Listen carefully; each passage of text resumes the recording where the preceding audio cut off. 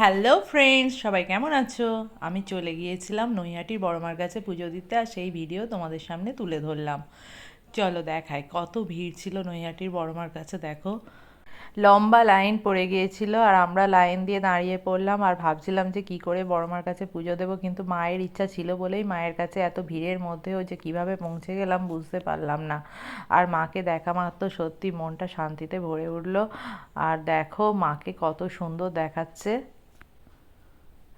আমরা সকাল সকাল রেডি হয়ে গিয়েছিলাম নৈহাটি যাওয়ার উদ্দেশ্যে। আমি, আমার ছেলে, শাশুড়ি মা সবাই রেডি হয়ে গিয়েছে। আমার হাজব্যান্ড যাবে না, ওর একটু কাজ ছিল, আর ওকেই বললাম একটু ভিডিও করে দিতে। আর এখান থেকে আমার বাবা মা ভাই ওরা উঠে পড়েছিল গাড়িতে, আর সবাই মিলে গিয়েছিলাম। খুব মজা হচ্ছিল, আর আমি ভিডিও করছি দেখে সবাই হাই করছে, আর খুব মজা হচ্ছিল। এবার আমরা রওনা দিলাম নৈহাটি যাওয়ার উদ্দেশ্যে, আর যাওয়ার সময় একটু রাস্তার ভিডিও করে নিলাম। আর যাওয়ার পথে আইটিসি রয়্যাল বেঙ্গল এর ওপর দিয়ে যাচ্ছিলাম, আর একটু ভিডিও করে নিলাম। এখানটা খুব ভালো লাগে, আর রাত্রেবেলা তো ভীষণ ভালো লাগে। দেখো কত সুন্দর, আমার তো বেশ ভালো লাগে এখানটা।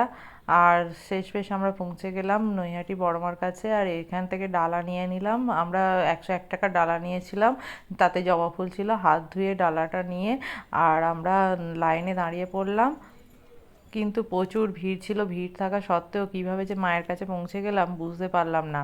আর মা শুনেছি সবার মনোবাসনা পূরণ করেন। মা হচ্ছে কাউকে খালি হাতে ফেরান না, তাই এত মানুষ দূর দূরান্ত থেকে মায়ের কাছে আসে।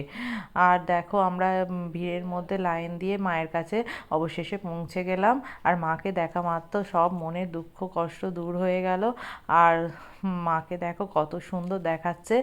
আমাদের পুজো দেওয়া হয়ে গেছে, আর আমরা এখানে দাঁড়িয়ে ভিডিও করছিলাম। আর দেখো তোমাদের দেখাই মন্দিরের ভেতরটা কতটা ভিড় আছে, কিন্তু ভিড় থাকা সত্ত্বেও কোনো ঠেলাঠেলি নেই, সবাই সুষ্ঠুভাবে পুজো দিতে পেরেছে। আর দেখো এখানে এনারা সবার নাম সংকল্প ধরেই পুজো দিয়ে দিচ্ছিলেন, ব্যবস্থাটা খুব ভালো ছিল। এবার আমরা নদীঘাটে চলে যাব। যাওয়ার সময় দেখলাম সবাই দণ্ডি কাটছে, এখানে বহু মানুষ দণ্ডি কাটে, সবার মনোবাসনা পূরণ হয় বলেই সবাই দণ্ডি কাটে। আর আমরা গঙ্গাঘাটে চলে এসেছি, গঙ্গা জল নিয়ে সবার মাথায় ছিটিয়ে দিলাম। তাহলে আমার ভিডিওটি কেমন লাগলো সবাই জানাবে, আর ভালো লাগলে আমার পেজটিকে একটা সাবস্ক্রাইব করে দিতে ভুলবে না। আর সবাই ভালো থাকবে, সুস্থ থাকবে। টাটা।